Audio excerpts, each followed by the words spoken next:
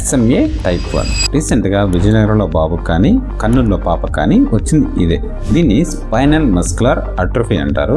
ఇది ఒక rare genetic disorder. ఇందులో SMN1 జీన్ అంటే సర్వైవల్ మోటార్ న్యూరాన్ జీన్ యొక్క మ్యూటేషన్ ఆర్ డిలీషన్ ఉంటే వస్తుంది. ఈ ప్రోటీన్ మిస్ అయితే మీ బ్రెయిన్ నుంచి మజిల్ కి వచ్చే కమ్యూనికేషన్ మిస్ అవుతుంది. ఇందులో 5 రకాలు ఉంటాయి. టైప్ 0 అంటే ప్రెగ్నెన్సీలో స్టార్ట్ అయ్యి బర్త్ లో ప్రెజెంట్ అవుతారు. ఇది మోస్ట్ సివియర్ ఫార్మ్. టైప్ 1 దీన్ని వెడ్డింగ్ హాఫ్మన్ సిండ్రోమ్ అంటారు. ఇందులో పిల్లలు 6 months వరకు ప్రెజెంట్ అయ్యే ఛాన్స్ ఉంటుంది. పిల్లలు కూర్చోలేరు, నెక్ కూడా హోల్డ్ చేయలేరు, సక్లింగ్ అండ్ ఫీడింగ్ డిఫికల్టీస్ ఉంటుంది, బ్రీతింగ్ ఇష్యూస్ వచ్చే ఛాన్స్ ఉంటుంది. టైప్ 2 అనేది 6 months to 18 months. ఇందులో పిల్లలు కూర్చోగలరు కానీ వితౌట్ సపోర్ట్ నడవలేరు. టైప్ 3 అనేది అడాలసెన్స్ ఆర్ జోనైల్. ఇందులో పిల్లలు నడవగలరు కానీ మైల్డ్ వీక్నెస్ వచ్చే ఛాన్స్ ఉంటుంది. టైప్ 4 అనేది అడల్ట్స్ అంటే 20 to 30 years లో వస్తుంది. ఇందులో మైల్డ్ టు మోడరేట్ వీక్నెస్ మాత్రమే ఉంటుంది. అది కూడా లైఫ్ ఎక్స్పెక్టెన్సీ ఏం తగ్గదు. సో దీని ట్రీట్మెంట్ ఏంటంటే సెమ్నోజీన్. ఇది మన faulty and defective SMN1 gene ని రీప్లేస్ చేస్తుంది. దీని కాస్ట్